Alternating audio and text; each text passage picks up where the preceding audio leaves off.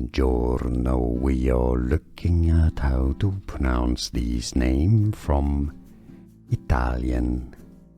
Let's pronounce it. In Italy, it is said as Ricco. Yeah, double C before an O is pronounced like a K, Italian rule pronunciation. So, Ricco, with a stress on that double C, Ricco.